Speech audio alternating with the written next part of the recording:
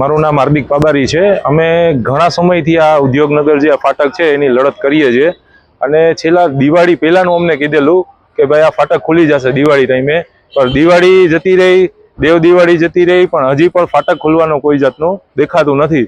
એમ કહે છે ઓલો લેટર આવવાનો બાકી છે, આ લેટર આવવાનો બાકી છે। અને અત્યારે અમે રેલવે સ્ટેશને આવ્યા હતા સાહેબને મળવા, તો સાહેબનું કહેવું એમ છે કે ફાટક બંધ થયો ત્યારે તમે ક્યાં હતા? પણ ફાટક બંધ થયો એ રાતના સમયમાં, એમ સમજો ને કે 3 થી 4 કલાકમાં એ ફાટકની યુદ્ધના ધોરણે ફાટક બંધ કરી દીધો।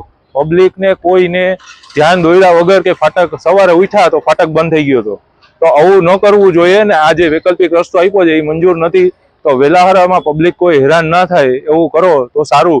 આમાં અત્યારે બધા પબ્લિક એટલી હેરાન થઈ છે, ફાટક જલ્દી જેટલી બને એટલું વહેલું ખોલો તો સારું। ને કરે અમે સોમવારથી ઉપવાસ આંદોલન ઉપર જવાના છે। અમારા રેલવે સ્ટેશને અમને સાહેબને બોલાવ્યા હતા, અમને સાહેબને મળવા ગયા હતા, તો સાહેબે અમને એવો જવાબ આપ્યો કે તમે બંધ થયું ત્યારે ક્યાં હતા, એવો જવાબ અમને મળે છે। અને હવે ખુલશે કે નહીં અમને નથી ખબર પડતી, તો આ વ્યવસ્થિત આનો જવાબ મળે એવી અમે આશા રાખીએ છીએ।